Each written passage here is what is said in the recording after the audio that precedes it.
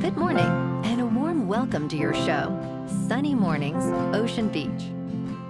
I'm your host, Melissa, and it's Friday, September 19th. You'll be interested to know, 132 years ago, today in 1893, New Zealand became the first self-governing nation to grant women the right to vote in national elections, a landmark of human progress and equality. This inspiring achievement in Wellington, New Zealand, celebrates the power of inclusive democracy, and it paved the way for women's suffrage movements around the world, a shining moment of social advancement. So now you know. And now, it's time for the Surf Report. Friday at Ocean Beach. This morning it's looking fair with waves around 3 to 5 feet. Conditions are clean until about 8.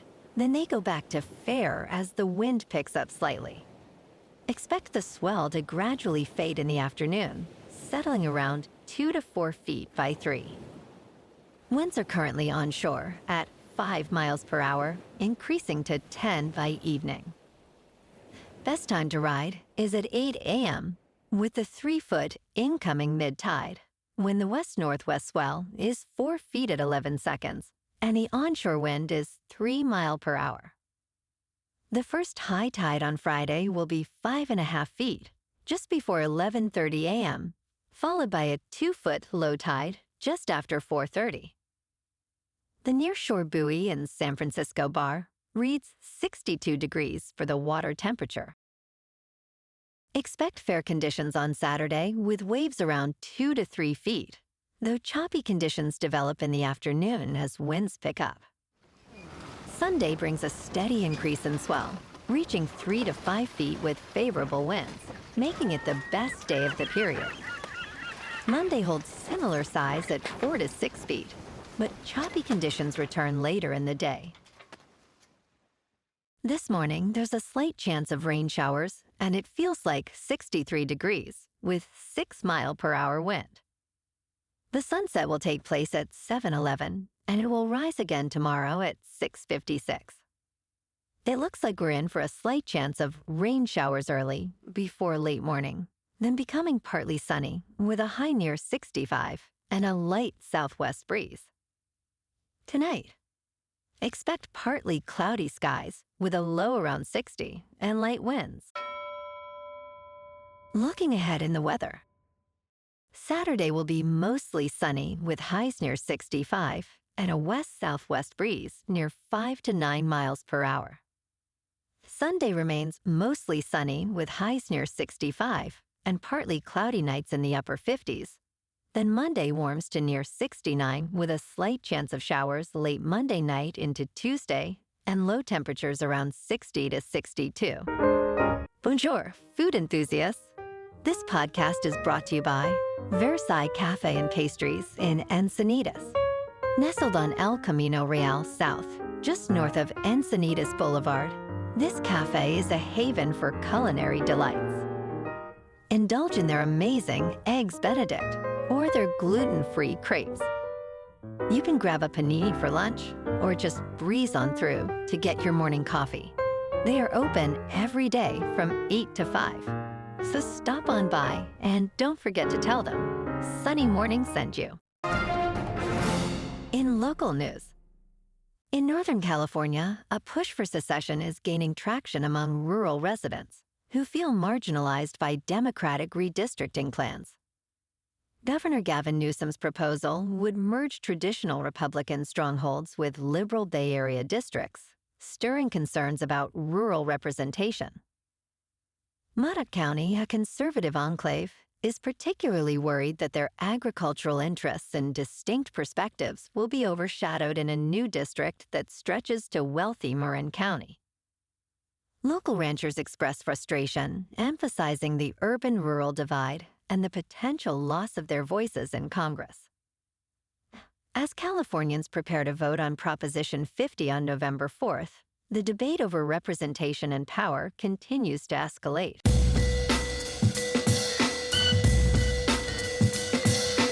Now on to sports. Clayton Kershaw announced his retirement after 18 seasons with the Dodgers, effective at the end of the season, capping off a Hall of Fame career with 3 Cy Young Awards.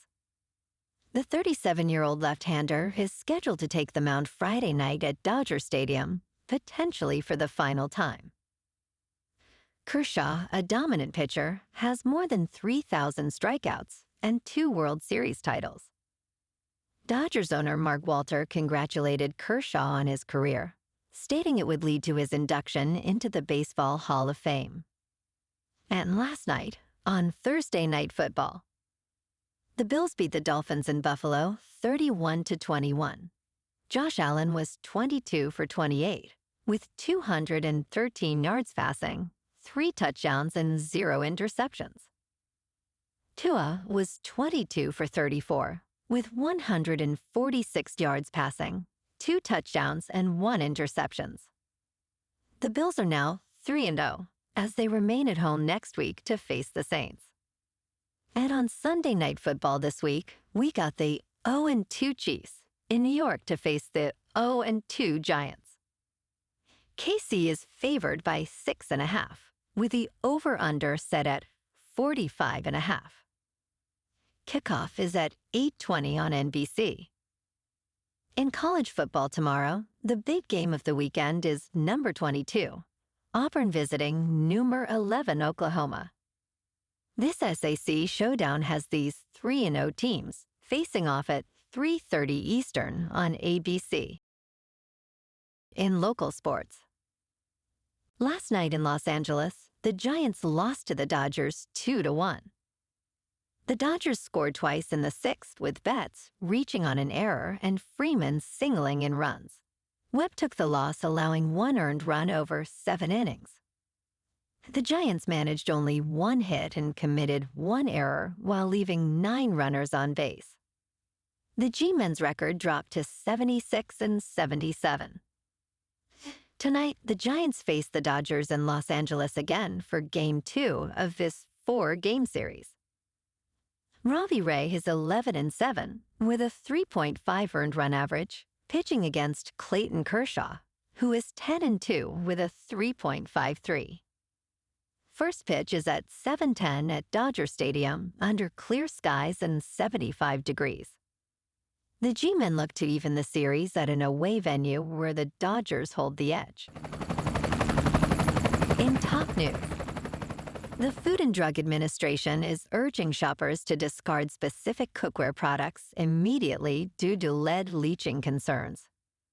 These items, made with alloys such as hindalium and indalium, should not be donated.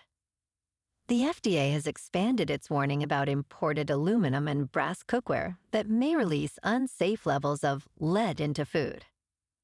Newly identified brands sold at retailers in New York and Illinois include Patel Brothers, Indiaco, and Mannon Supermarket. Lead exposure can cause serious health issues, particularly for children and pregnant individuals. The FDA advises discarding affected cookware instead of donating it. In business news, a Harvard Business School graduate was arrested Thursday on fraud charges, alleging he swindled fellow alumni out of over $4 million in a Ponzi scheme, even assuring one investor they would soon brag about their crazy gains at the school's reunion. Vladimir Artemanov, 46, was taken into custody in Elkridge, Maryland, and charged with securities, wire, and investment advisor fraud for allegedly carrying out the scheme from September 2021 through February 2024. An indictment unsealed in Manhattan federal court said Artemanov promised big returns and little risk to dupe former classmates into investing with him. U.S. Attorney Jay Clayton said Artemanov betrayed investors, including friends and former Ivy League classmates. In crypto movement, Bitcoin is up 2% for the week to about $117,000. Ethereum is down 0.5% to just over 4,600. And XRP is up 0.5% to $3.08. Moving on to a more local vibe. In our community spotlight on health and wellness, we are working with a national Pilates studio to bring you some free classes, so listen up. Check out Club Pilates, with several locations in the San Diego area. Pilates presents a comprehensive wellness approach, cultivating strength, reducing tension, and elevating mental well-being. Scientific research affirms its benefits. So now you can check out Club Pilates for a free class, with locations in Encinitas, Solana Beach, Oceanside, La Jolla, and more. Just be sure to tell them Sunny Morning sent you by. And now, back to the show. Let's talk tech. Big tech's artificial intelligence capital expenditures are soaring, raising concerns that companies may be overbuilding infrastructure before it can be monetized. One expert describes this trend as a risky gamble. Oracle Corporation's reported $300 billion deal with OpenAI is being scrutinized as a sign of robust spending or an overreach in the artificial intelligence sector. Professor Benjamin Lee warns that this overinvestment may lead to long-term challenges if demand for AI workloads diminishes. Despite this, the demand for data centers is currently booming, with industry leaders expressing confidence in future utilization. And in entertainment news, the new sequel, Spinal Tap 2, The End Continues, comes at a time when musicians rarely reveal their unvarnished lives on film. Rob Reiner, the director, reflects on how the original This Is Spinal Tap rankled some bands upon its release in 1984. Tyler Wilson notes that the mockumentary taught artists to avoid hubris, a central theme in the film.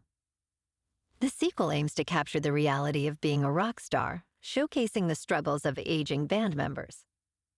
While music documentaries increase in number, they tend to favor mythology over truth-telling, according to producer Aaron Sachs. Well, alrighty, folks, it's time for the quote of the day. And today, our quote comes from the American author and women's rights activist, Margaret Fuller. And she said, "If you have knowledge, let others light their candles in it." And that's a wrap for this morning. You can check out our Instagram, YouTube, and TikTok for some captivating aerial videos with local news and the surf reports. Have an amazing day, my good friends. We'll see you tomorrow with another episode of Sunny Mornings, Ocean Beach.